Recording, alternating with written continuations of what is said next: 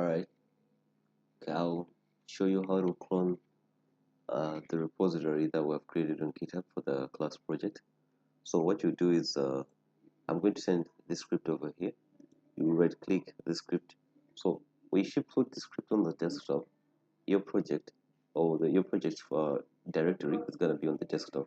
That means the repository will be cloned on the desktop. So if you put it, let's say, in the documents, the directory will be in the documents. So what I would advise is, when I send this script over here, put it in a place where you put your projects. So the directory where you keep your projects, that's where you're also going to keep this script. So what you do is you right click on it and say run with PowerShell.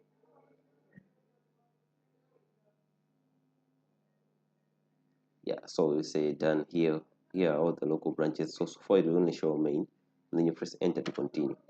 Now if you can see on my desktop, I have this as my project. I'll double click it, and then in here I'll right click and say open with terminal. Now I will list all the branches that we have in this repository. So that is git branch. As you can see, we have the main branch, we have remote. These ones that are saying remote origin, head, remote origin, class management, these ones are git branches that are on GitHub. The green one is the current one that is on our system.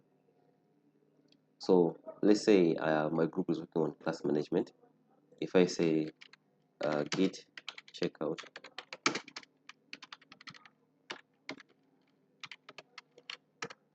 now I'm saying branch class management set up to track origin class management, which means anything else that I push or pull from this branch that I've checked out in will be coming from or going to this branch that is on GitHub. Therefore, I'm syncing my local repository with my local repository. In other words, I'm syncing my local branch with the remote branch. So if I say git branch, as you can see, I'm in class management, green showing that this is my local repository. So if you want to go back to main, you can simply say git checkout main. Yeah, and you say switch to main branch. Your branch is up to date with origin main.